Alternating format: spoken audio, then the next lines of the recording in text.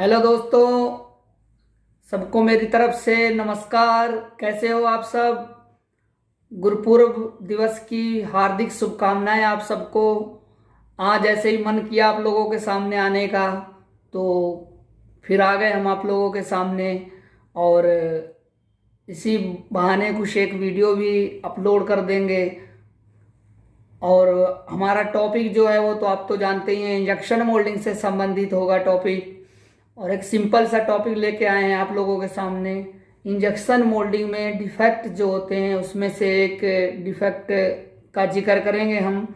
Injection moulding में बहुत सारे डिफेक्ट्स हैं, चाहे वो मोल्डेड पार्ट से ले लो, चाहे इंजेक्शन मोल्डिंग मशीन से ले लो, चाहे मोल्ड से ले लो या फिर हैंडलिंग से ले लो। अलग अलग तरह से कई प्रकार के डिफेक्ट्स होते हैं, जिनमें से एक हम मोल्डिंग से संबंधित डिफेक्ट के बारे में चर्चा करेंगे। वो है glass mark. Glass mark like a silver mark. Glass mark और सिल्वर मार्क लगभग बराबर होते हैं, या फिर ऐसा कह सकते हैं दिखने में सेम से होते हैं। लेकिन ग्लास मार्क में जो रहता है, वो जो मटेरियल रहता है, मटेरियल के अंदर ग्लास फील्ड जो रहता है उसकी क्वांटिटी को लेकर, या उसको हम जब रिमूव नहीं कर सकते मोल्ड करते समय, पार्ट को मोल्ड करते समय जब हम उसको रिमूव नहीं कर सकते, तो फिर वो पार्ट्स के ऊपर दिखता है सिल्वर की तरह। उस पे हम आज चर्चा करेंगे, ये कैसे आता है, इसको हम कैसे दूर कर सकते हैं, क्या क्या चीजें हमें इसमें चेक करनी है, सब चेक पॉइंट पे बात करेंगे। इससे पहले आप लोगों से फिर से गुजारिश है, आप लोग मेरे चैनल को सब्सक्राइब करें ताकि नई वीडियो जो भी अपलोड करूं आप तक पहुंचे। Thank you. आओ स्टार्ट करते हैं इंजेक्शन मोल्डिंग से संबंधित एक नए टॉपिक को, जिसका नाम है gloss mark. Gloss filled material जैसे PC plus PVT 10% gloss filled या 30% ग्लॉस फील्ड, या फिर कह सकते हैं कि पीसी पीवीटी 40% ग्लॉस फील्ड। जब हम ये मटेरियल्स यूज करते हैं प्रोडक्शन के लिए, या कह सकते हैं मोल्डिंग करने के लिए, इस मटेरियल का यूज जब हम करते हैं तो उसमें ग्लॉस मार्क आने के चांस रहते हैं। जो ग्लॉस फील्ड मटेरियल रहता है उसका जब हम मोल्डिंग करते हैं तो उसमें ग्लॉस मार्क दिखने के चांस रहते हैं, या ग्लॉस मार्क दिखता है। तो उसको कैसे रिमूव करते हैं? फर्स्ट ऑफ ऑल तो रॉ मटेरियल जो रहता है वो प्रॉपर प्री हीट होना चाहिए। प्री हीट जितनी रिक्वायरमेंट है उस मटेरियल की, उतनी देर तक और जितने टेम्परेचर पर रिक्वायरमेंट है वो मटेरियल का टेम्परेचर और उतना टाइम नहीं अगर है तो ग्लॉस मार्क आने के चांस रहते हैं।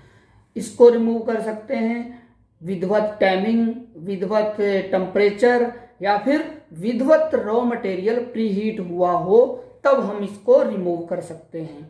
सेकेंड, मोल्ड का जो टेम्परेचर रहता है, मोल्ड में जो जैसे एमटीसी लगी है उसका टेम्परेचर अगर प्रॉपर नहीं है, मोल्ड का टेम्परेचर मीन्स जो मोल्ड के सरफेस का टेम्परेचर है वो अगर पूरा कंप्लीट नहीं है अकॉर्डिंग टू रॉ मटेरियल, उसके अकॉर्डिंग नहीं है, तो ग्लॉस मार्क आने के चांस रहते हैं। और या फिर हम एमटीसी के टेम्परेचर को इंक्रीज करके इस प्रॉब्लम को रिजॉल्व कर सकते हैं।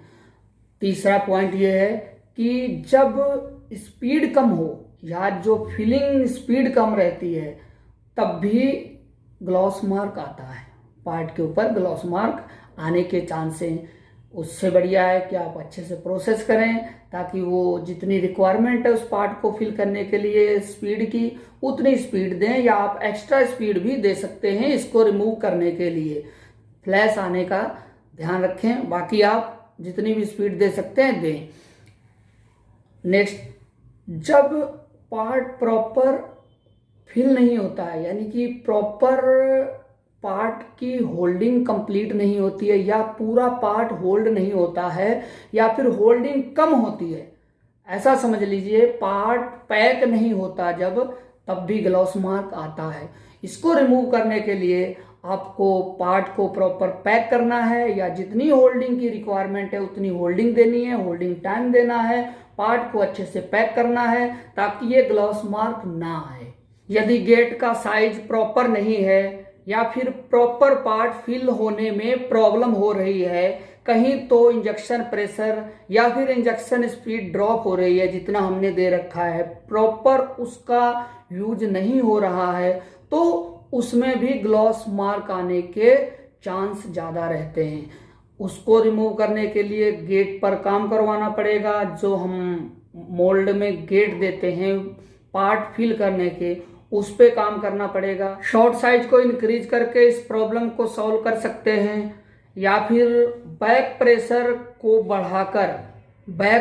को बढ़ा के स्पीड जो रहती है स्क्रू की, या रोटेशनल स्पीड जो रहती है स्क्रू की, उसको बढ़ाकर हम इस प्रॉब्लम को सॉल्व कर सकते हैं। तो दोस्तों, कैसा लगा आप लोगों को वीडियो, कमेंट करके जरूर बताना। वीडियो को लाइक करना, शेयर करना। Thank you very much.